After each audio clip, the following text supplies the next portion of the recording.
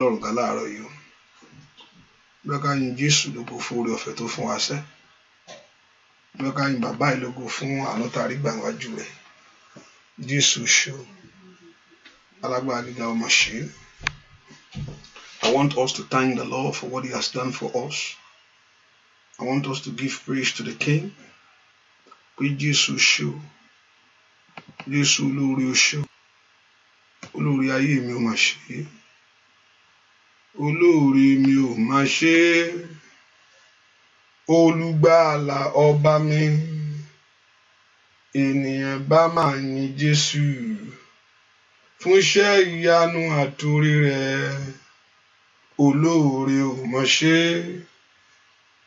olùgbàlà ọba mi ènìyàn bá máa yin Jésù fún iṣẹ́ ìyanu àtòrí rẹ̀ ẹni tó ní mi ò mọ̀ ṣe o olùgbàlà ọba mi ènìyàn bá máa yin Jésù fún iṣẹ́ ìyanu àtòrí rẹ̀ ẹni tó ní mi ò mọ̀ ṣe olùgbàlà ọba mi ènìyàn bá máa yin Jésù fún iṣẹ́ ìyanu àtòrí rẹ̀ ẹni tó ní mi ò mọ̀ ṣe o olùgbàlà ọba mi ènìyàn bá máa yin Jésù fún iṣẹ́ ìyanu àtòrí rẹ̀ olóore ò mà ṣe olùgbàlà ọba mi ènìyàn bá máa yin Jésù fún iṣẹ́ ìyanu àtòrí rẹ̀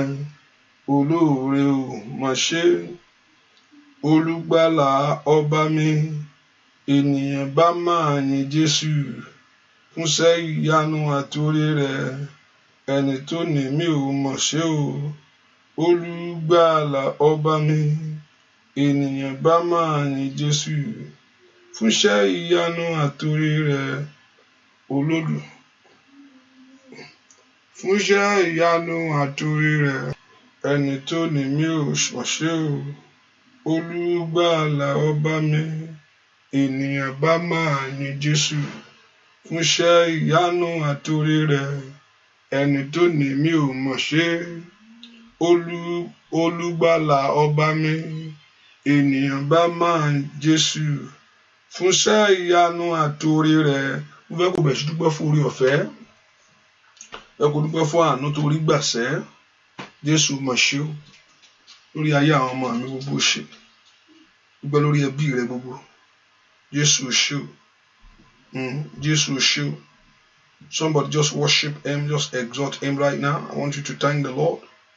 Ẹ kó fi àkókò yìn Ọlọ́run fún oore ọ̀fẹ́ lẹ́ẹ̀kan sí oore ọ̀fẹ́ wà láàyè àti ààbò tó péye ní gbogbo ọ̀nà ọba tó ń pa wá mọ́ tó ń dá wa sí Jésù ṣe o ní gbogbo ọ̀nà ó ṣe ní gbogbo ọ̀nà ó ṣe o ní gbogbo ọ̀nà ó ṣe lórí ayé mi ní gbogbo ọ̀nà ó ṣe lórí ilé mi ní gbogbo ọ̀nà ó ṣe lórí ayé àwọn ọmọ mi gbogbo ọ̀nà ó ṣe lórí iṣẹ́ mi bẹ́ẹ̀ kó dúpẹ́ lọ́wọ́ Ọlọ́run yìí bẹ́ẹ̀ ká gbé Ọlọ́run yìí ga bẹ́ẹ̀ ká fi ọkàn wa yin Ọlọ́run fún ohun tí Ọlọ́run ti ṣe inú ayé rẹ̀ fún ohun tí ó ti ṣe inú ayé rẹ̀ lónìí bẹ́ẹ̀ kó gbé Ọlọ́run yìí ga Ọlọ́run mi ò mà ṣe ọba tí ò jẹ́ kí n dẹni yẹ̀yẹ́ ọba tí ò jẹ́ kí n dẹni àgbégbè. I want you to thank the Lord and appreciate him. I want you to exalt him and magnify him. I want to give that praise to him because he's worthy to be praised.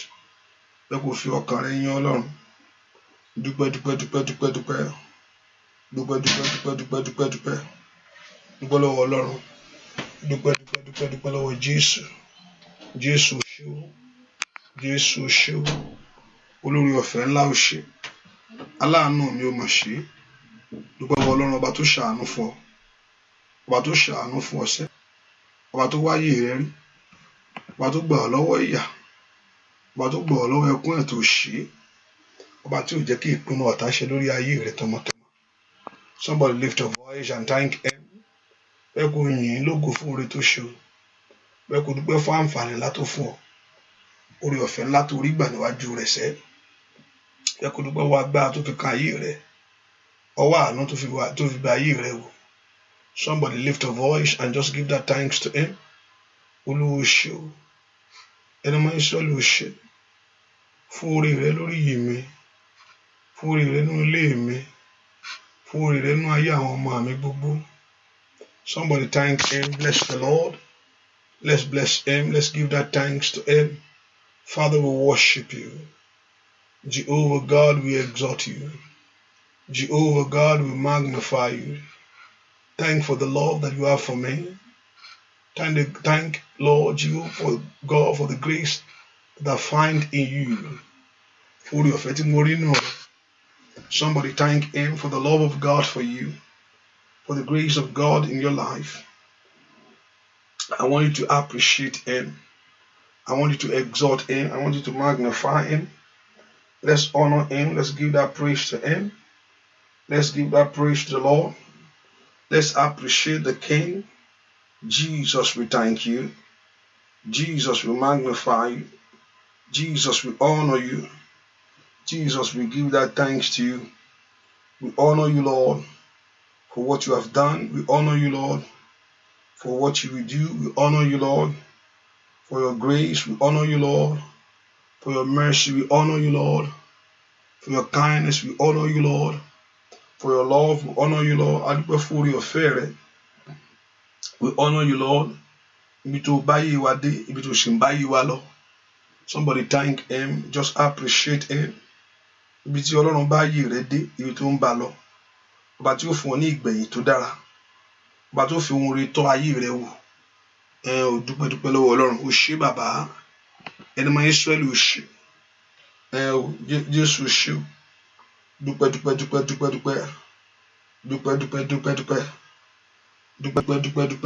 lọ́wọ́ Ọlọ́run yìí. Somebody give that thanks to him. Somebody appreciate him. Somebody honor him right now. Dúpẹ́ lọ́wọ́ Ọlọ́run yìí. Bẹ́ẹ̀ kò fọkàn rẹ dúpẹ́. Bẹ́ẹ̀ kò fi ọkàn rẹ dúpẹ́ lọ́wọ́ rẹ̀ sẹ́. Bẹ́ẹ̀ kò gbé Ọlọ́run ẹ̀ ga. Jésù ṣe fún ńlá tó ń ṣe fún mi. Jésù ṣe fún ńlá tó ṣe inú ayé mi. Jésù ṣe fún ńlá tó ṣe inú ẹbí mi. Dúpẹ́ lọ́wọ́ Ọlọ́run. Jẹ́ kí ọkàn rẹ yìn. Just exalt him. Magnify him. Tell him that you love him. Dúpẹ́ lọ́pọ̀ fẹ́. Jésù ṣe o. Jésù ṣe o. Ọba ńlá. Ọba tó pọ̀ nípa tagbára. Ọba tí ò dójú gbàgbọ́ tì mí. Dúpẹ́ ọba tó gbà mí lọ́wọ́ ìyà. Ọba tó gbà mí lọ́wọ́ òṣì. Ọba tó gbà ayé mi lọ́wọ́ ẹkún. Somebody give thanks to him. Dúpẹ́ lọ́wọ́ Ọlọ́run yìí. Dúpẹ́ lọ́wọ́ Jésù.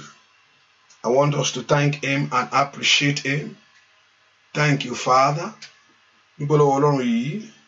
Dúpẹ́ lọ́wọ́ Jésù. Jésù mà ṣe o. Jésù mà ṣe o. Jésù mà ṣe o. Dúpẹ́ lọ́wọ́ rẹ̀ sẹ́. Gbọ́ àdúrà lórúkọ Jésù Kristi. Olúwa wa. Somebody say, I cannot hear you, sir. I think you can. Maybe you should increase your volume. I think so. So am I coming clear? Ǹjẹ́ gbogbo yẹn gbọ́ mi, because I see someone say they can't hear me. Hallelujah. Maybe I think we are not doing. I don't know. Check or doing, you know. Hallelujah. The bank bomb, so please can you say you can hear me? The bank bomb, so please bomb me. Hallelujah. Okay, maybe látọ̀ dán one. Volume full. Check it, the volume. You can check your volume and see. I think it's coming clearer. You can hear you. Okay. Volume ọ̀dọ̀ wọn ni. Ẹ ká tún dúpẹ́ lọ́wọ́ Ọlọ́run fún tó ṣe o. Bẹ́ẹ̀ kò dúpẹ́ fún orí tí Ọlọ́run ṣe nínú ayé rẹ̀. Ọba tó fi àánú gbà ọ́. Ọba tó fi àánú gbà mí. Ọba tó fi àánú wá ayé mi rí. Somebody thank him. Ọba tó ní ètò rere fún mi. Ọba tó ní ètò rere fún ayé rẹ̀, tó ní ètò rere fún ayé ọmọ rẹ̀. Bẹ́ẹ̀ kò dúpẹ́ lọ́wọ́ Ọlọ́run yìí. Jésù ṣe. Father, I thank you, Lord. Father, I appreciate you, God. Father, I magnify your name. Father, we exalt you, exalt him, magnify him. Magnify the Lord. Magnify the Lord for the goodness of him. Magnify the Lord for the grace of him. Magnify the Lord for his mercy. Ẹgbẹ́ Ọlọ́run ga fún orí ọ̀fẹ́. Ẹgbẹ́ Ọlọ́run ga fún àánú. Thank him, Lord. I worship you. I exalt you. I magnify you. I honor you. Somebody thank him. Dúpẹ́ lọ́wọ́ Ọlọ́run. Somebody just appreciate the Lord wherever you are. Dúpẹ́ lọ́wọ́ Ọlọ́run yìí. Mo gbé ọ̀gá Ọlọ́run alààyè. Mo gbé ọ̀gá fún ètò ayé mi. Mo gbé ọ̀gá ibi tó bá yé mi dé. Mo sì gbé ọ̀gá ibi tó ń bá yé mi lọ. Ọba tí ò ní dójú gbàgbọ́ tì mí. Ọba tí ò ní jẹ́ kí n dẹni yẹ̀yẹ́. Ọba tí ò ní jẹ́ kí n dẹni àgbégbìn. Ọba tí ò ní jẹ́ tèmi sọnù láyé. Ó yá ń bolo àwọn gbé Jésù ga. Ó yá gbé Jésù yìí ga. Gbé Jésù yìí ga, ó ṣé o. Jésù ó mà ṣé o. Jésù ó mà ṣé o. Alágbára gíga ó ṣé. Ọba ńlá ó mà ṣé. Jésù ó ṣé fún oore ọ̀fẹ́. Jésù ó ṣé fún àánú. Bó dẹ̀ ṣe ń dúpẹ́ yẹn má gbàgbé láti pọ̀ ọmọ ẹnìkejì ẹwọ́ náà àdúrà o. Hallelujah. Jẹ́ kọ́ ọmọ ẹnìkejì ẹwọ́ náà àdúrà pàápàá. Hallelujah. Jésù ó mà ṣé o. Jésù ó ṣé o. Jésù ó ṣé o. Jésù ó ṣé o. Ọba ńlá ó ṣé o. Alágbára gíga ó ṣé o. Thank you, my Father. Dúpẹ́ fún ọba tó tún jí ọ láyọ̀. O sùn. O tún jí. Mi tí sùn wàá sùn láyọ̀ náà. Wàá sì jí láyọ̀. Ẹ̀yin tẹ́ ti jí láyọ̀ yẹn dúpẹ́ lọ́wọ́ Ọlọ́run. Ìwọ tó tutù lọ sùn láyọ̀ dúpẹ́ lọ́wọ́ Ọlọ́run gbà. Wàá fi orun dídùn kojú mi. Dúpẹ́ lọ́wọ́ Ọlọ́run pé Ọlọ́run mo dúpẹ́ pé wàá fi orun dídùn kojú mi. He say he giveth his beloved a sound sleep. Dúpẹ́ lọ́wọ́ Ọlọ́run pé yóò fi orun dídùn kojú rẹ. Ọba tó tún jí ọ láyọ̀ sẹ́. Ọba tí òjò gbàbẹ̀ lọ. Dúpẹ́ lọ́wọ́ Jésù ṣe. Dúpẹ́ lọ́wọ́ Ọlọ́run mà ṣe wọn. Ọlọ́run ó ṣe fún ètò rẹ lórí ayé mi. Gbọ́ àdúrà lórúkọ Jésù Kristi. Olúwa wa. Bẹ́ẹ̀ kó dúpẹ́ fún ìgbàlà ọkàn. Olúwa dúpẹ́ fún ìgbàlà ọkàn mi. Ọba tó gbà mí. Bẹ́ẹ̀ kó dúpẹ́ lọ́wọ́ ọba tó gbà mí. Ọba tó gbà mí. Bẹ́ẹ̀ kó dúpẹ́ pé Olúwa mú pé ó gbà mí. Olúwa mú pé ó gbà mí. Dúpẹ́ lọ́wọ́ Olúwa mú pé ó gbà mí. Dúpẹ́. Dúpẹ́ pé Olúwa mú pé ó gbà mí lọ́wọ́ ayé. Ó gbà mí lọ́wọ́ ọ̀tá. Dúpẹ́ lọ́wọ́ Ọlọ́run. Jésù mà ṣeun. Jésù mà ṣeun. Jésù mà ṣeun. Jésù mà ṣe. Jésù mà ṣeun. Jésù mà ṣeun. Dúpẹ́ lọ́wọ́ Ọlọ́run alààyè. Jésù ṣeun. Dúpẹ́ lọ́wọ́ Jésù mà ṣe. Ọlọ́run tó pọ̀ nípa tágbára ó ṣe. Ọlọ́run tó pọ̀ nípa tágbára ó ṣe. Ọlọ́run tó pọ̀ nípa tágbára ó ṣe. Ọlọ́run tó pọ̀ nípa tágbára ó ṣe. Dúpẹ́ lọ́wọ́ Jésù. Dúpẹ́ lọ́wọ́ Jésù sẹ́. Dúpẹ́ lọ́wọ́ ọkàn mi yọ nínú Olúwa torí ó jẹ́ ìyè fún mi. Òun ẹ̀dùn púpọ̀ láti gbọ́, adùn láti rojú rẹ̀. Èmi yọ̀ nínú rẹ̀. Ó yá, èmi yọ̀ nínú rẹ̀. Ó bá gbogbo ló fi ayọ̀ wọ́kàn mi. Èmi yọ̀ nínú rẹ̀. Ó yá o, èmi yọ̀ nínú rẹ̀. Nínú Olúwa, èmi yọ̀ nínú rẹ̀. Bá gbogbo ló fi ayọ̀ fún ọkàn mi. Torí èmi yọ̀ nínú rẹ̀. Onítọ́jú mi, èmi fọpẹ́ fún. Onítọ́jú mi, èmi fọpẹ́ fún. Kò má jẹ́ n rojú, kò má jẹ́ ìrẹ́ kẹ́ ò ṣe ò jàre. Bàbá láyọ̀láyọ̀ lèmi àti lèmi wà o. Onítọ́jú mi lèmi fọpẹ́ fún. Óyá o, onítọ́jú mi lèmi fọpẹ́ fún. Bàbá mi, onítọ́jú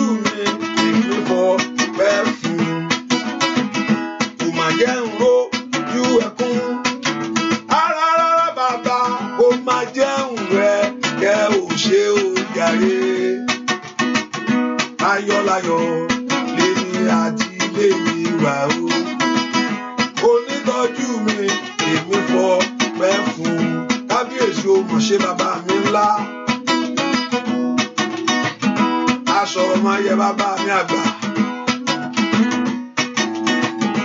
Kí bẹ́ẹ̀ ṣe bẹ́ Ọlọ́run mi. Kábíyèsí. Óyá óyá óyá óyá.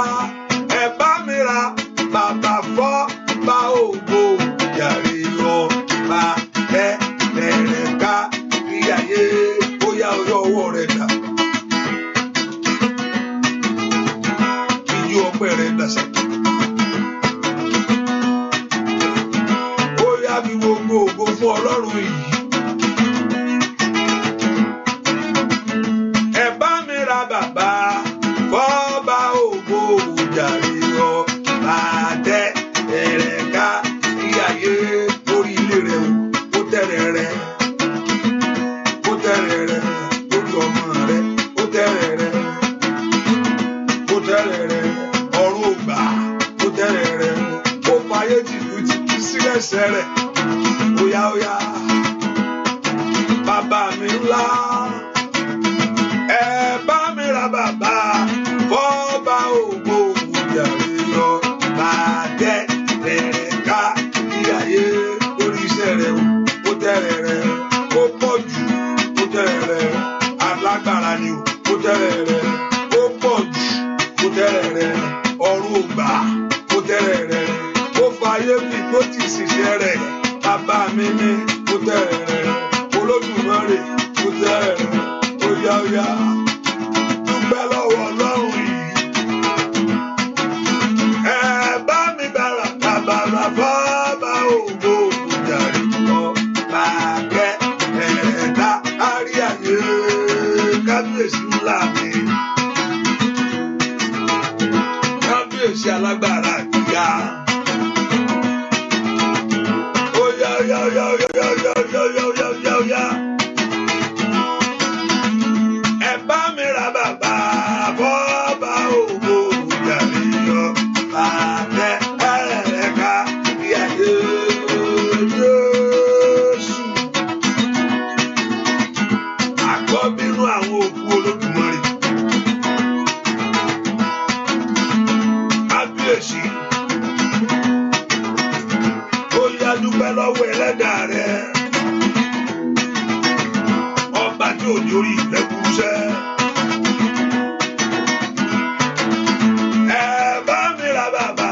Fọ́ba ògo jáde nìyọ làkẹ́ ẹ̀ka árí ayé. Kò ṣe ó Jésù, kò ṣe kò ṣe ó Jésù, kò ṣe bàbá mi, kò ṣe ó Jésù, kò ṣe bàbá, kò ṣe ó Jésù, kò ṣe ó yá múra, kò ṣe ó Jésù. Kò ṣe ó Jésù, kò ṣe ó ṣe ó Jésù, kò ṣe kò ṣe ó Jésù, kò ṣe asọ̀rọ̀ mọ́ yẹ bàbá mi ò ṣe kò ṣe kábíyèsí, kò ṣe ó Jésù, kò ṣe alágbára gíga bàbá mi ò ṣe kò ṣe. Kò ṣe ó Jésù, kò ṣe alágbára gíga bàbá mi àgbà ńlá, kò ṣe kò ṣe ó Jésù, kò ṣe óyá óyá óyá óyá óyá óyá óyá óyá óyá óyá kò ṣe kábíyèsí ńlá, kò ṣe ó Jésù, kò ṣe alágbára gíga bàbá mi óyá óyá ó ṣe. Kò ṣe ó Jésù, kò ṣe dúpẹ́ lọ́wọ́ Ọlọ́run bàbá mi máa. Kò ṣe óyá óyá, kò ṣe ó Jésù, kò ṣe olórí ayé wa o, kò ṣe ó Jésù, kò ṣe lórí ọmọ, kò ṣe ó Jésù, kò ṣe lórí ẹbí, kò ṣe kábíyèsí, kò ṣe ó Jésù.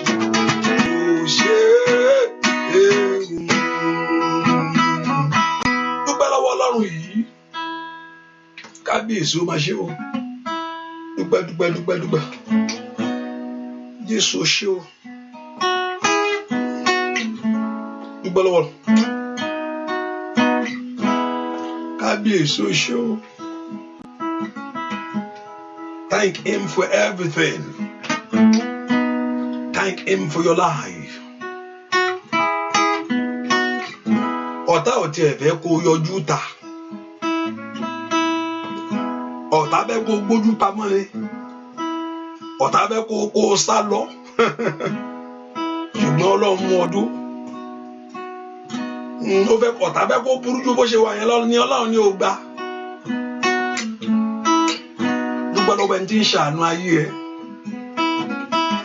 Dúpẹ́ lẹ́ni tí ń bá ọjàjà rẹ tí ò jẹ́ kí jẹ tí ò jẹ́ kí ọ̀pá ayé ká ọ. Jésù ṣé o. Ó jẹ́ ń dẹni àgbégbìn. Kábíyèsí o ṣé o. Kábíyèsí o ṣé o bàbá mi. Ó ṣé o. Dúpẹ́ lọ́wọ́ Jésù mà ṣe wọn.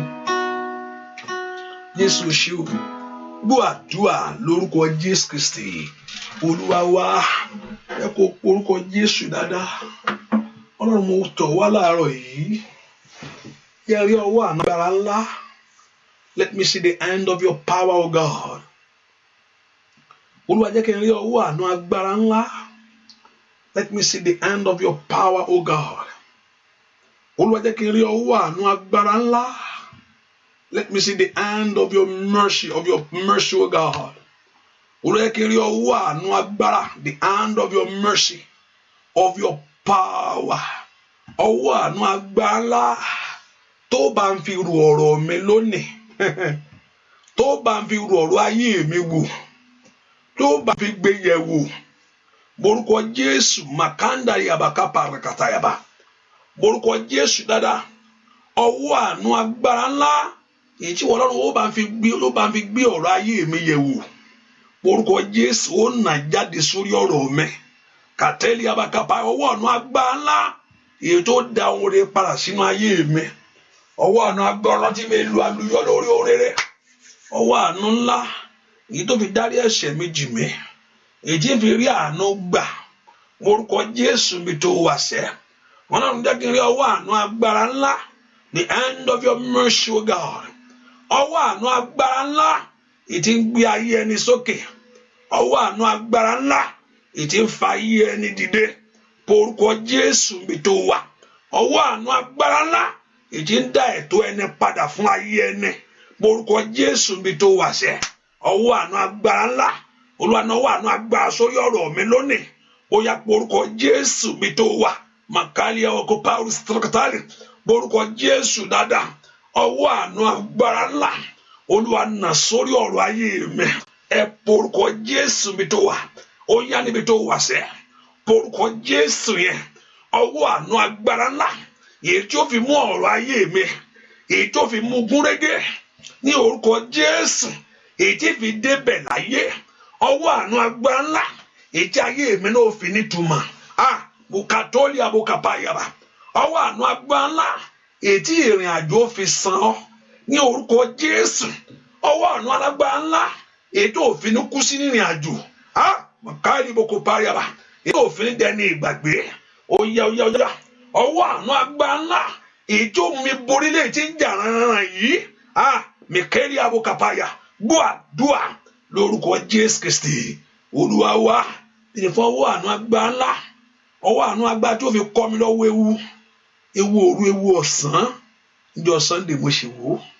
Ìgbà tí máa wò padà wò láìlẹ̀ I don't know whether mi rí dáadáa ní ṣá. Bóyá mi rí dáadáa ní ṣá. Bóyá kí n tún lọ tún wò. Sunday mo ṣe wò ó. Àbí kí ìwúrò tún ń ṣẹlẹ̀ báyìí. 20 náà pé. Ìgbà tí máa wò lálẹ́ yìí. 29. Ó gbéléke ilé ebu yàrí bẹ́ẹ̀ ni inú ẹ̀ mo fẹ́ kó ẹ porúkọ Jésù orí èèyàn ò gbúdọ̀ gbà bọ̀dẹ̀. Ọ̀pọ̀ ẹni tí kìíní yẹn jẹ́ patán ó pa lọ́nu kò ní rí ọpa lẹ́yìn ìgbà wọn aṣọ kan wọn bá rí oògùn ẹ̀ orí rẹ̀ ò ní burú ṣàmì dáadáa lẹ́yìn ìgbà tí gbogbo ẹ̀ bá lọ tán àwọn tí wàá rógun ẹ̀kọ́ra lò ní in 3 minutes á ti lọ. Àwọn tó ti gbé ló sì gbé wọn lọ. Ẹ̀mí ò ṣe é dá padà mọ́. Tó bá ṣe é dá padà pẹ̀lú ẹ lọ kó gba àwọn tó ti pa wá o. Ẹ lọ gbé wọn wá kó wá bù sí wọn lára. Kò ṣe é bù mọ́. Ó ti tán nà. Orí rẹ ò ní burú. Kíní ò ní rí ọgbẹ́ jẹ. Lẹ́yìn ìgbà tó bá ṣe tán agbẹ́ wọn ti rí oògùn ẹ̀. Fáìgẹ̀gẹ̀ ṣàmúra dájẹ́ ní kẹ́ra lò. Yóò gbẹ̀sẹ̀ yóò lọ ni. Lórúkọ Jésù ò ní sí lára wọn. Ẹ porúkọ Jésù. Olúwa fi ọwọ́ àánú alágbára ńlá fi fàyè mi jáde. Ẹlòmíì ò lè má jẹ́ COVID-19 yóò gbé ìjì rẹ̀ tí mú ikú wá. Ẹlòmíì Nàìjíríà èbí ẹbí ajẹ́jẹ́ ni èbí ìjì rẹ̀ ètí mú accident ìwé tẹ́lẹ̀ tí ń sá lọ. Ìjì COVID-19 ni ó coronavirus ni níbi bó ti ń sá lọ ní nǹkan rọ́ọ̀lù. Ibi tẹ́lẹ̀ mi ti ń wó oúnjẹ láti fọ́ gímọ lórí wọ́n ti yìnbọn fún ìjì rẹ̀ tí ń fẹ̀. Ẹ porúkọ Jésù. Ọlọ́run fọwọ́ àánú agbára ńlá wọ́n bá ayé mi pàdé. The hand of God's mercy. Olúwa fi ọwọ́ àánú agbára ńlá bá fi tú tèmi ṣe fún mi. Ẹ porúkọ Jésù. Olúwa fi ọwọ́ àánú agbára ńlá bá fi dáwọ́ ogun dúró. Ọwọ́ ogun tí ń jayé mi o. Ọwọ́ ogun tí ń jayé àwọn ọmọ mi. Ẹ porúkọ Jésù. Ọwọ́ ogun tí ń bẹnu ìran ní orúkọ Jésù. Ọwọ́ ogun tí ń daṣẹ́rú. Olúwa bá ń fi ọwọ́ àánú agbára ńlá. Mo fẹ́ kí Ọlọ́run bẹ́ẹ̀ rò ní àárọ̀ yìí. Bó yẹ kí ìjà yẹn tán. Fẹ́ kí Ọlọ́run bẹ́ẹ̀ rò ní àárọ̀ yìí. Bó yẹ kí ẹkún rẹ dópin. Fẹ́ kí Ọlọ́run bẹ́ẹ̀ rò ní àárọ̀ yìí. Bó yẹ kó dìde kó nàró.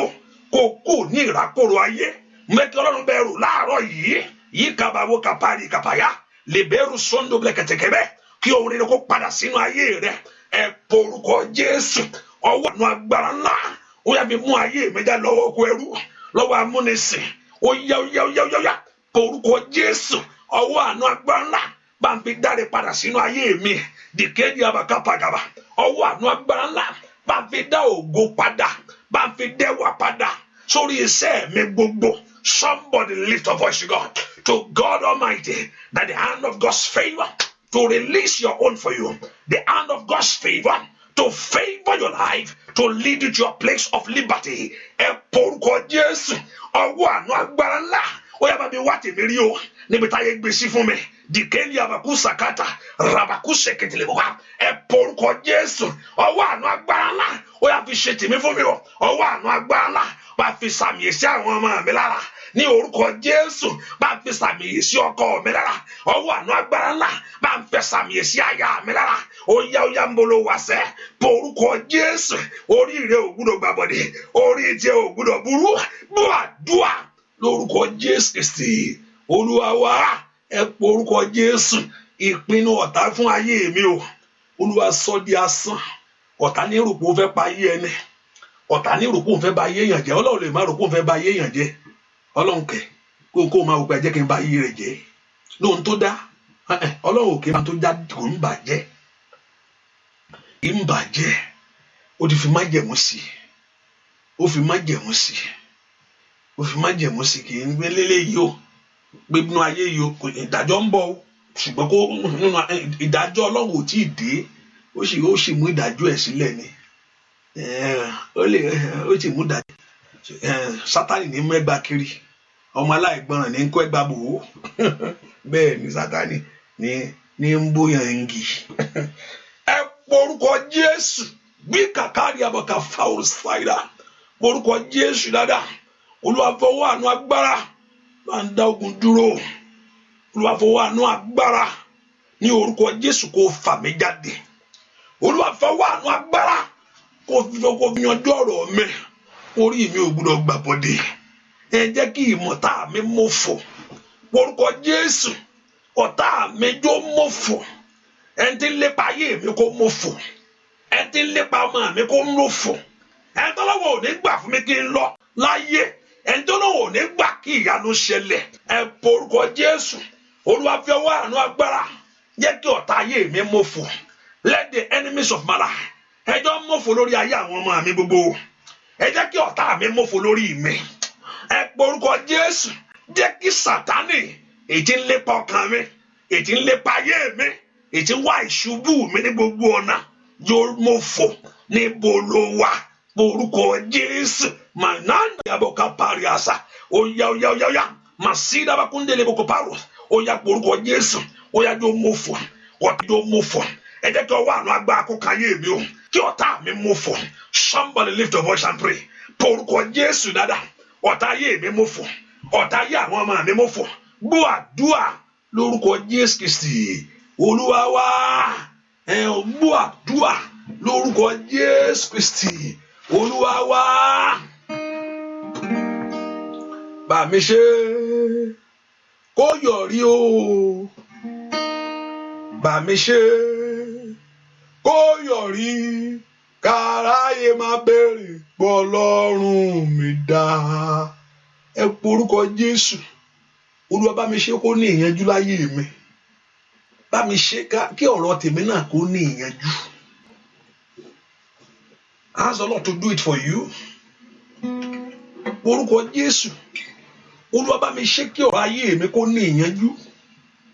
Ask the Lord, the Lord God of heaven, to settle your case. That your life begin to have meaning. Kí ayé ẹ kó bẹ̀rẹ̀ sí ní ìtumọ̀. Olúwa bá mi ṣe kí ayé tèmi náà ní ìtumọ̀ láyé. Olúwa bá mi ṣe tèmi kí èmi náà lẹ́nu ọ̀rọ̀ láyé. Somebody lift up that Lord God of heaven to give you a say. Among men, láàrin àwọn èèyàn, ẹ jẹ́ kí èmi náà jẹ́ èèyàn. Láàrin àwọn èèyàn, among men, Lord, count me worthy. Láàrin àwọn èèyàn, ẹ jẹ́ kí èmi náà jẹ́ èèyàn. Ẹlòmí ayé ti sọ ayé rẹ̀ di gbẹ́ntú. Láàrin àwọn èèyàn kò jẹ́ nǹkan kan. Ẹ porúkọ Jésù. The Lord God of heaven to make you somebody. The Lord God of heaven to crown the effort of your life. Make kí Ọlọ́run kó sọ ẹ́ dèèyàn. Kí Ọlọ́run kó sọ ẹ́ di ayé rẹ̀ dèèyàn. Dúà orúkọ Jésù Kristi. Olúwa wa ẹnìkan gbàdúrà o. Gbogbo ọ̀nà tí ọ̀tá gbà yọ sí mi tí ń jíire mi gbé. Ẹlòmíì tó bá ti mọ̀ pé òun ti lálàá báyìí ó ti mọ̀ pé kíní yẹn ti lọ́nà. Gbogbo ọ̀nà tí ọ̀tá ń gbà yọ sí mi láti gbárí mi lọ́wọ́ mi. Ẹlòmíì ti mọ̀ wọ́n ṣe pé wọ́n ní mo ti gbọ́ oríṣiríṣi ní. Mo ti mọ̀ pé bá ti lálàá kíní ìtútù dé. Ẹlòmíì tó ń jáde lọ ni. Tó bá ti jáde lójú ọ̀nà bá ti mọ̀ ó ti mọ̀ pé kíní ìtútù sọnù náà. Ọ̀tá ti mọ̀ ibi tó ń gbà yọ sí. Olúwa bá mi dí gbogbo ọ̀nà tí ọ̀tá ń gbà yọ sí mi o. Olúwa bá mi dí let the Lord Jehovah God block the way. Gbogbo ọ̀nà tí ọ̀tá ń gbà yọ sí mi. Ask the Lord to block that way. Orúkọ Jésù dáadáa. Olúwa dí gbogbo ọ̀nà tí ọ̀tá ń gbà yọ sí mi. Ọlọ́run mi o. Bàbá bá mi wá rí o. Ẹlẹ́dàá mi. Bàbá bá mi wá rí o. Ògo ayé mi o. Tọ́ta jí rí mọ́lẹ̀. Ògo iṣẹ́ mi o. Tọ́ta jí rí mọ́lẹ̀. Bàbá o. Ọlọ́run mi, bàbá bá mi wá rí o. Bàbá, Ọlọ́run mi, bàbá bá mi wá rí o. Ògo ayé mi o, tọ́ta di bí mọ́lẹ̀. Bàbá o, ògo iṣẹ́ mi o, tọ́ta di bí mọ́lẹ̀. Óyá o, Ẹlẹ́dàá mi o, bàbá bá mi wá. Ọlọ́run mi, bàbá bá mi wá rí o. Gbàdúrà ògo ayé mi o. Tọ́ta ohun tó yẹ kó lò kó fi ṣàṣeyọrí. Ògo ayé mi o. Tọ́ta ti fi malẹ̀. Bàbá o, ògo iṣẹ́ mi o. Tọ́ta ti fi malẹ̀. Ọ̀pọ̀lọpọ̀ pé wọ́n bá sọ pé nípa ògo, ọ̀pọ̀lọpọ̀ máa ń rí pé bóyá ìmọ́lẹ̀ kankan tó kọ̀ wà lórí rẹ̀. Bẹ́ẹ̀ ni ẹni mẹ́rin pé you thinking about glory in your life, thought maybe something about radiating or shining, nǹkan tó kàn tó ń tàn mọ́lẹ̀ lára rẹ̀. Ohun tó yẹ kó lò tó yẹ kó fi ṣe lògo rẹ̀. ibi tó yẹ kó o dé tó o dé ibẹ̀ ló bí ògo ẹ̀. Business tó yẹ kó o máa ṣe yẹn tó yẹ kó o rí lògo kò ń ṣe jẹ́ pé ara rẹ̀ ń tàn mọ́lẹ̀ ni kò ń ṣe yẹn nìkan gba ògo ayé mi gbá kí kára mi kàn máa shine kí mọ́lẹ̀ yẹn máa tàn yẹn kọ́ ògo ayé ẹni tó yẹ kó omi tó yẹ kó o dé tó o dé táyé òjò débẹ̀ ibi ògo tó o dé iṣẹ́ tó yẹ kó o máa ṣe the thing that you supposed to do that is your glory and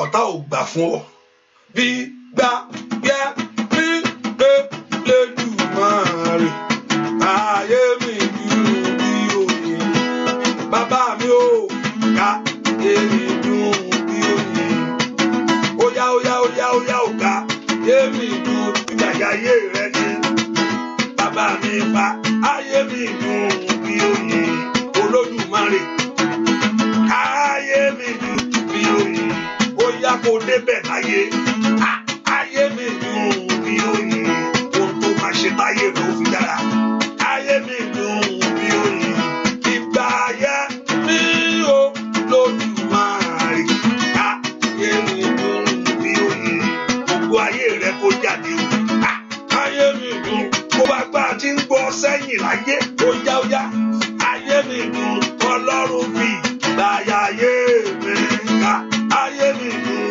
bí oyin ó fi gbàyà ayé ọmọ rẹ ní ká ayé mi dùn bí oyin óyá ayé mi dùn bàbá alágbára fi gbàyè wọn ká ayé mi dùn bí oyin ìgbà ayé mi ò Olódùmarè dùn bí oyin orúkọ Jésù.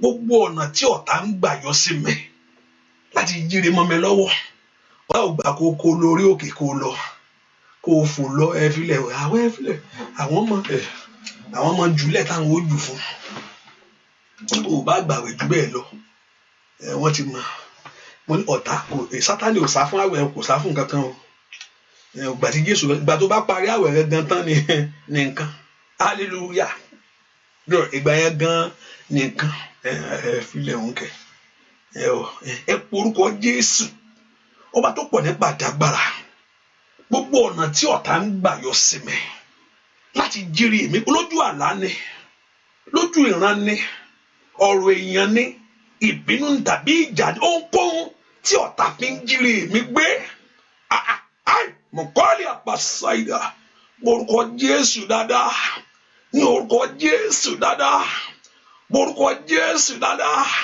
ní orúkọ Jésù any way that enemy is coming towards you in that way oh God orúkọ Jésù dáadáa that very way that enemy is coming at you ask God to block it ask Jehovah God to block that way gbogbo ọ̀nà tí ọ̀tá ń gbà yọ sí mi láti jà mí lólè gbogbo ọ̀nà tí ọ̀tá ń gbà yọ sí mi láti jà mí lólè gbogbo ọ̀nà tí ọ̀tá ń gbà yọ sí mi láti jà mí lólè gbogbo ọ̀nà tí ọ̀tá ń gbà yọ sí mi láti jà mí lólè gbogbo ọ̀nà tí ọ̀tá ń gbà yọ sí mi láti jà mí lólè gbogbo ọ̀nà tí ọ̀tá ń gbà yọ sí mi láti jà mí lólè gbogbo ọ̀nà tí ọ̀tá ń gbà yọ sí mi ọmọláwọn náà kò gbàdúrà o orúkọ Jésù that Lord Jehovah God block that way ẹ dí ọ̀nà ọ̀tá fún mi ẹ dí ọ̀nà mọ́ ọ̀tá fún mi ẹ dí ọ̀nà mọ́ ọ̀tá fún mi orúkọ Jésù gbọ́ àdúrà lórúkọ Jésù Kristi Olúwa wa arákùnrin kan wà ní àdúrà yìí ọkàn mi ń lọ sọ́dọ̀ ẹ mo ṣe ń gbàdúrà yìí ohun tó sọ nínú ayé rẹ ọ̀run kó ṣe ìgbédìde rẹ padà ṣàmì dáadáa àmín mo ṣe ń gbàdúrà ọkàn mi ń lọ sọ́dọ̀ ẹ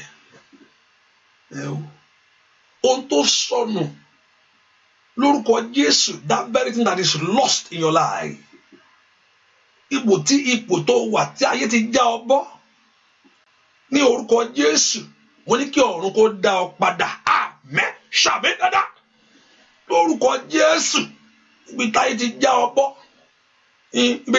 já ọ bọ́ múlẹ̀ káfíńrà ó sọ̀rọ̀ kàtàlẹ̀ ọ̀run kó gbé ọ dìde àmín ṣàmì dáadáa gbogbo èèyàn tí ayé fà lulẹ̀ ó ti nǹkan ti dáa rí nǹkan ò dáa mọ́ mo ti wà ń báyìí rí ṣùgbọ́n mi sí bẹ̀ mọ́ ó wá dọ̀rọ̀ ọ̀tàn mo gun mọ́tò rí ni o fótó wa jì ní báyìí èmi dẹ̀ lọ̀gá tẹ́lẹ̀ o èmi dẹ̀ lọ̀gá mo máa ń lọ máa ń bọ̀ ni ayé wa dá ọ dúró ọ̀run kó gbé ọ dìde àmín ṣàmì dáadáa ọ̀run kó fà ọ dìde àmín ohun tó ti jẹ́ ayọ̀ fún ọ things that have been of your joy before that the enemy have robbed you of ohun tó ti jẹ́ ayọ̀ fún ọ ìta ti táyé ti gbà lọ́wọ́ rẹ ìta ti jà ọ lólè ìta ti gbà sọnù ọ̀run kó dá padà àmín ṣàmì dáadáa àmín.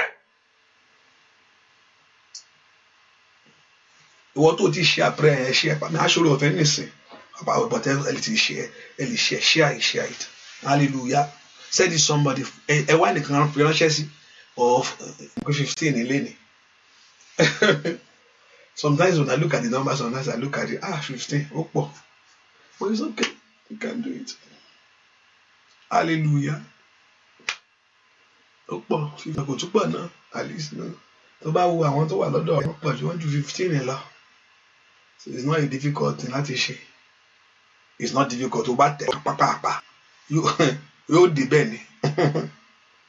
Ẹnìkan gbàdúrà Ọlọ́run jọ̀ọ́ thank you my daddy kíní bẹ́ẹ̀ pé ṣe tíyàn bá ru ẹ̀bà lẹ̀ tíyàn bá ru ẹ̀bà tó lágbára tí ò sọ bẹ́ẹ̀ bẹ́ẹ̀ ṣó pé àbí ò pé ẹ̀bá wà ńlẹ̀ kò sọ bẹ́ẹ̀ omi ò ṣe fi ń ṣan o ẹ̀bọ̀ tí ó pé ó dìde mo fi ń sọ o tó lóun tí mò ń rí mò ń wò yìí tí ìyá ru ẹ̀bá lẹ̀ tí ò sí ọbẹ̀ ṣó pé àbí ò pé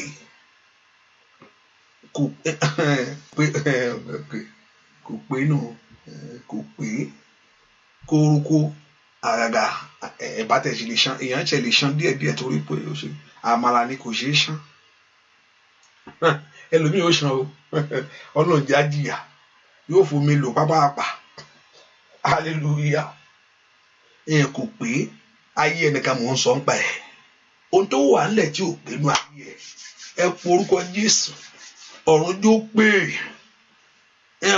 everything that is in your life that is not complete Lord complete it for me ẹjọ́ pé ohun tó ń bẹnu ayé mi o ẹ̀yin ogun ọ̀run fara yín kún fún mi ní orúkọ Jésù ohun tó ń bẹ lórí ìrìn àjò mi lórílẹ̀‐èdè yìí ìrìn àjò ayé mi tí ò pé ó yá ọ̀run jó pé lónìí kàràbàkà parusa let God complete and perfect your life ọ̀run kó mú ayé rẹ pé ọ̀run kó mú ayé ọmọ rẹ pé pé orúkọ Jésù ohun tí ò gbénú ayé mi ohun tí ò tónú ayé mi ó yá ń bolo wà ọ̀run fara rẹ kún fún mi Olúwa jẹ́ ó pé Father complete and perfect me porúkọ Jésù Father complete and perfect me porúkọ Jésù náà tí mò ń ṣe Olódùmarè Father complete and perfect me ní ìrìn àjò tí mo rìn wà á ń da yàrá kò yẹ kó rìn àjò nìkan mo ti wà ń lo èbó ti pẹ́ kí ni story inú gbogbo yẹn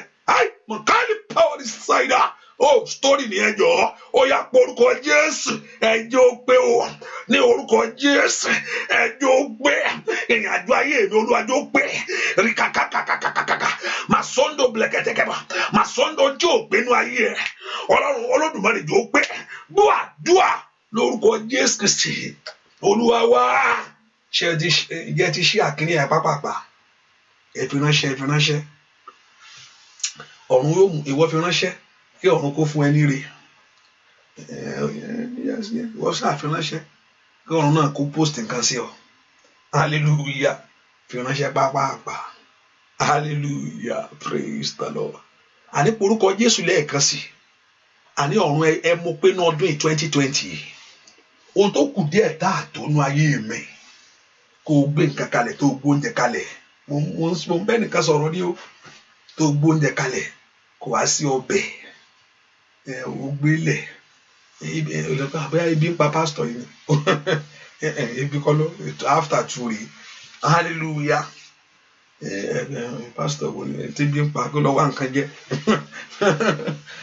ẹ porúkọ Jésù olùwàjọ́ pé nínú ayé mi o ohun tí ò pé káàdì bọ́ọ̀lì ṣáìdà ẹ̀yin ogun ọ̀run ẹjọ́ pé ẹ porúkọ Jésù dáadáa. Olúwa mo pé ní ọdún yìí ohun tí ò pé ní ìrìn àjò mi ohun tí ò pé máa sọ tó líkàbà máa sọ tó líkàbà máa sọ tó líkàbà máa sọ tó líkàbà porúkọ Jésù porúkọ Jésù lórúkọ Jésù ó yá ń bolo wa àní porúkọ Jésù dáadáa ẹjọ́ pé ní ọdún yìí ìyanu mi ẹjọ́ pé ní ọdún yìí o let God of Almighty complete dúà lórúkọ Jésù Kristi Olúwa èmi màrè o máa jẹun jìyà bí aláìní ọ óyá Olúwa èmi màrè o máa jẹun jìyà bí aláìní ọ bàbá mi Olódùmarè ńlá o alágbára gíga bàbá mi. Lift your voice and call upon him. Kábíyèsí bàbá mi ńlá. Bóyá o, Olúwa, èmi màrè o. Máma jẹ́ ìyà láìní ọ. Bóyá o, Olúwa, èmi màrè o. Gbogbo aṣọ ògo máma jẹun ìyà láìní ọ. Olúwa, èmi màrè o. Tọmọtọmọ máma jẹun ìyà ògbúdọ̀ tún jẹ mí tí mo túbọ̀. Olúwa, bàbá o, èmi màrè o. Máma jẹun ìyà láìní ọ. Olúwa o, èmi màrè o. Lóníjà máma jẹun ìyà láìní ọ. Bàbá o, Olúwa, èmi màrè o. Kábíyèsí máma jẹun ìyà láìní ọ. Máma jẹun ìyà láìní ọ. Bàbá o, máma jẹun ìyà láìní ọ. Nínú ọdún yìí máma jẹun ìyà ògbó máma jẹun ìyà oh no more suffering máma jẹun ìyà láìní ọ.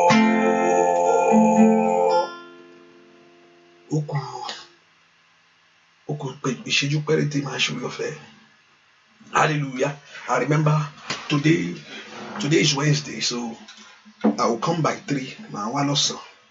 And I'll probably come because we have Bible study today. So where my walosan lagometa. My try láti run Yoruba prayer kíákíá so I can able to do the Bible study. And I'm trying to do I'm trying to do some showers of blessing or Facebook. You can listen to showers of blessing or Facebook on YouTube, but Facebook and YouTube won't break. So we're trying to use Zoom. That's why I'm doing the testing that time. Yeah. But let's see, because the capacity of this is not enough to undo that. That's why we are seeing fluctuating and kind of stuff. Ẹ ká porúkọ Jésù dáadáa. Ẹ sọ fún Ọlọ́run. Ọlọ́run jọ̀ọ́ pinnu ayé mi lónìí. Ohun tí ò tó. Ní kàlábà kú ṣàkábàgàbà. Jẹ́ ìṣàlàyé fún ọ. Èèyàn o márì kò sọ́kọ. O márì kò sọ́mọ kò tí ì pé. Bẹ́ẹ̀ ni. O tó má kò tí ì pé. O parí school. You finish school. O rí certificate ṣe. Kò pé ní. O gbé kò tí ì pé. O ń ṣiṣẹ́. Àtijọ́ you have been working all this while. Ìyò tí ì ní ibi ìsinmi. Ibi ìsinmi ní owó báǹkì. Kò sí gbẹgbẹgbẹgbẹ kan báǹkì. Gbogbo rẹ̀ rẹ́ẹ̀dì ní yọ. Rẹ́ẹ̀dì ní fẹ́yìn. Rẹ́ẹ̀dì ó ti yọ. Wá ti pọ́n ó bá ti lọ́gìn ó ti rí àgàrà. Rẹ́ẹ̀dì ní jẹ́ bẹ́ẹ̀. Rẹ́ẹ̀dì tí ìyẹn ṣẹ́ tí ò sí ibi ìsinmi kò tí ì pé. You have been working there's no savings. Kò sí Ọlọ́run kò tí ì pé. Kò tí ì pé. Ẹ porúkọ Jésù. Father, complete and perfect it for me. Ó wà lédè, ó ti travel. there's no access. Nàìjíríà ò ṣe é kù gìrì lọ kí ni jẹ́ bẹ́ẹ̀ má try yẹ o àbẹ tó Olúwa bá rán ọ lọ bẹ̀ nìkan ló kù èèyàn máa ń rò dáadáa kó tó gbé báàgì pé Olúwa ṣe jẹ́ ẹ lọ àbí ẹ má lọ mo kárí power side Ọlọ́run kò tí ì pé ẹ porúkọ Jésù Olúwa fi ara rẹ kù jẹ́ ó pé complete and perfect to God porúkọ Jésù materia bakapakapakaba maruse ketile bokaba porúkọ Jésù ẹ jẹ́ ó pinnu ayé mi o ohun tó ti sọnù mọ́ mi lọ́wọ́ ẹ dá padà the Lord God of heaven to restore it porúkọ Jésù the Lord God of heaven to give it back ikaparuse kelebo the Lord Jehovah God to return it back ẹ jẹ́ ó pinnu iṣẹ́ mi ẹ jẹ́ ó pinnu ilé mi ẹ jẹ́ ó pinnu ìrìn àjò mi ẹ jẹ́ ó pinnu ayé àwọn ọmọ mi in the name of Jesus ẹ jẹ́ kí ohun rere pé o ẹ jẹ́ kí ohun rere pé o ẹ jẹ́ kí ohun rere pé o ẹ jẹ́ kí ohun rere pé o my Father complete it to go borúkọ Jésù oya yambolo wase oya gbàdúrà makalia gbàdúrà lórúkọ Jésù Kristi Olúwa wa ó dá kó pinnu ayé rẹ náà dó yìí ọba tó ní kọ́kọ́rọ́ yẹn lọ́wọ́ ọkọ tí ń gbé fún ayé ẹni táyé iṣẹ́ yẹn fi ń ṣílẹ̀kùn kí ẹ wà ń bẹ ẹ wà lóyìnbó tí ò ní gómìnà kẹ́ni olùẹ̀kọ́ lọ ni ó mọ̀lú lásán ò ní mọ̀lú lásán ò ní mọ̀lú lásán mo kọ̀ travel ayé báyà ń rò ó ti lọ láti jọ ìhà ewu jẹ́ máa yẹn ti lọ láti jọ yìí o máa yẹn kọ́ wà ń bẹ̀ ẹ̀ ṣáà àti rí nǹkan tán ṣe aráàlú èbó ẹlòmíràn gan ìlú òyìnbó ló bò láṣìírí Ọlọ́run dáṣìírí bò wá ẹ ṣàmì dáadáa ẹ ṣáà rí bí Olúwa rí bí tẹ̀sí hallelujah ayé rèé tí ògo rẹ o bàbá ayé rèé tí ògo rẹ o èmi náà rèé tí ògo rẹ o Olúwa o bú jáde ẹ porúkọ Jésù Olúwa bá ń fi àánú ńlá wo ọ̀rọ̀ ayé mi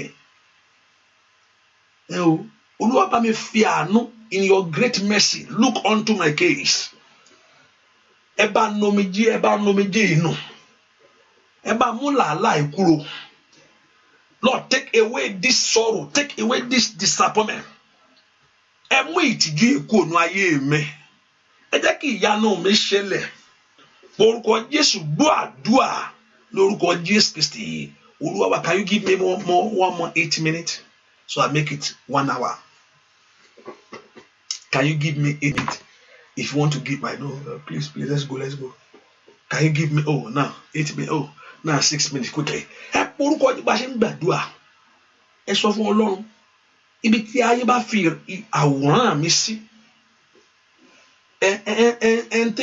tí ń ṣe mí lọ́ṣẹ́ èyí tí ń lo àwòrán mi jà mí lógun ó fẹ́ dàbí fọ́tò funfun ẹni tí ń lo àwòrán mi jà mí lógun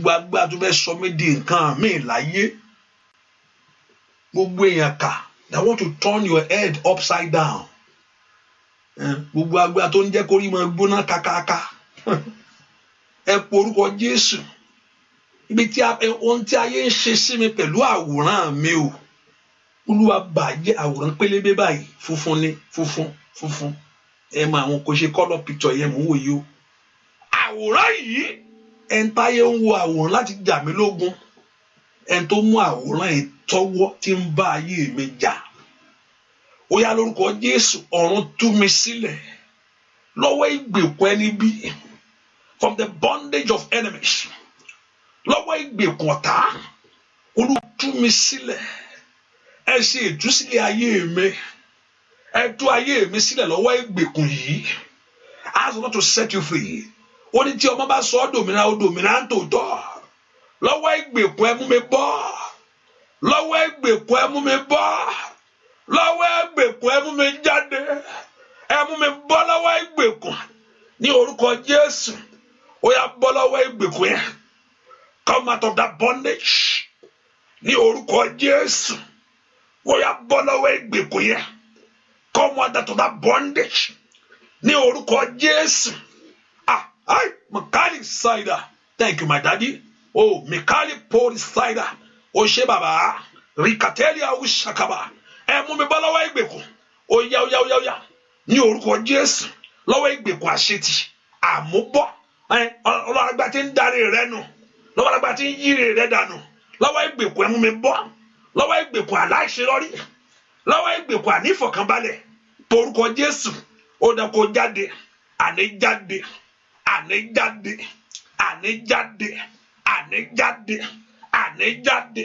Lọ́wọ́ ìgbèkùn ní orúkọ Jésù jáde.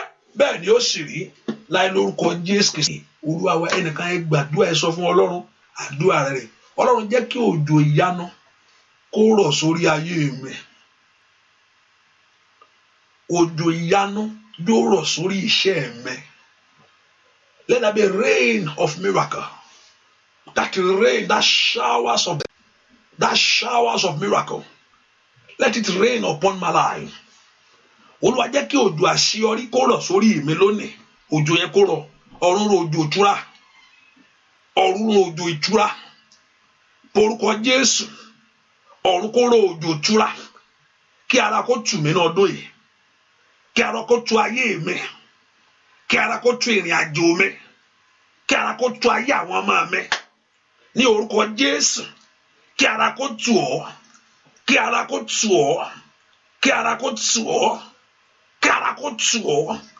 Kí ara kó tù ọ́. Kí ara kó tù ọ́. Kí ara kó tù ọ́.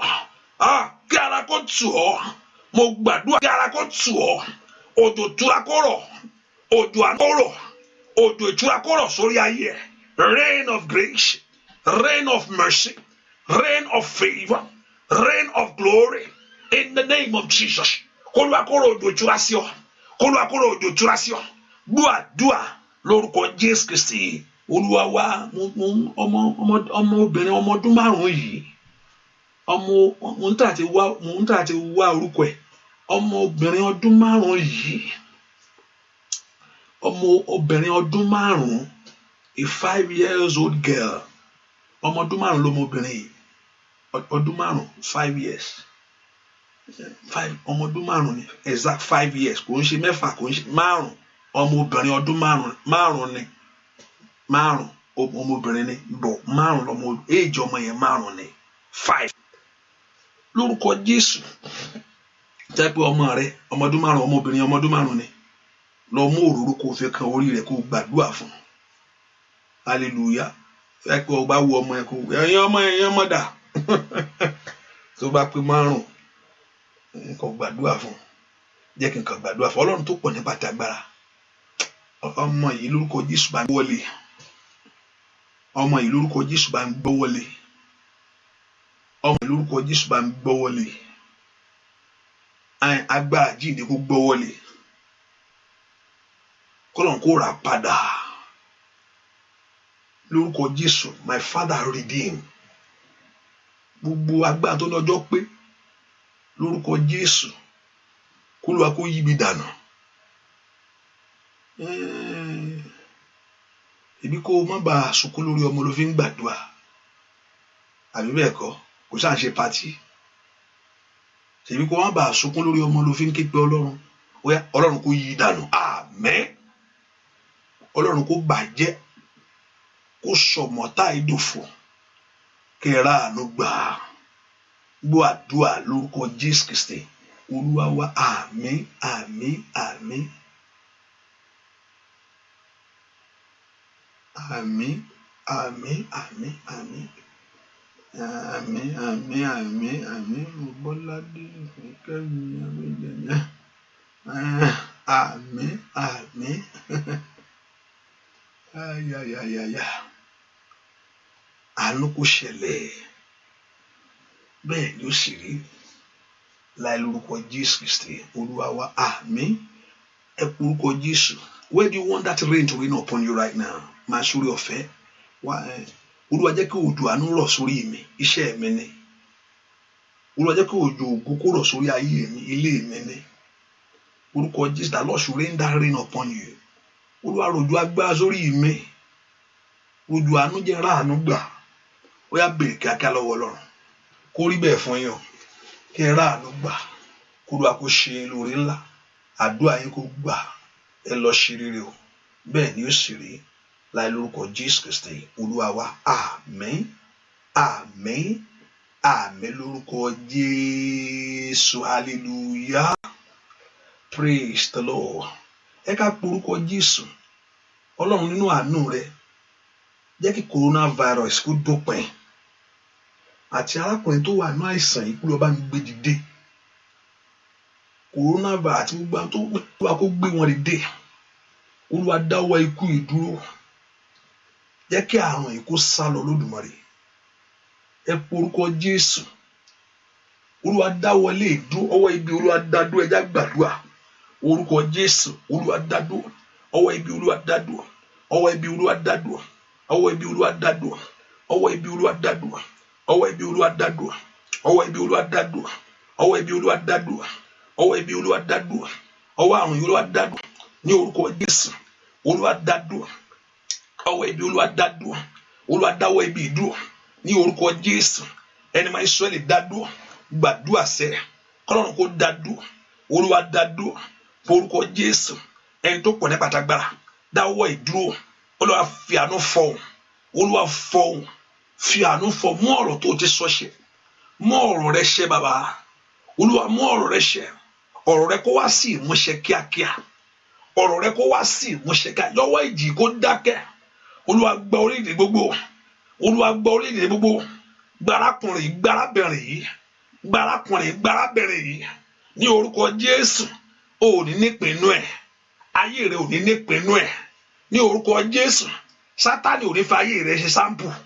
Ṣàmì dáadáa. Wọ́n ní Sátánì kò ní fa ayé ọmọ rẹ ṣe sáǹpù ní orúkọ Jésù.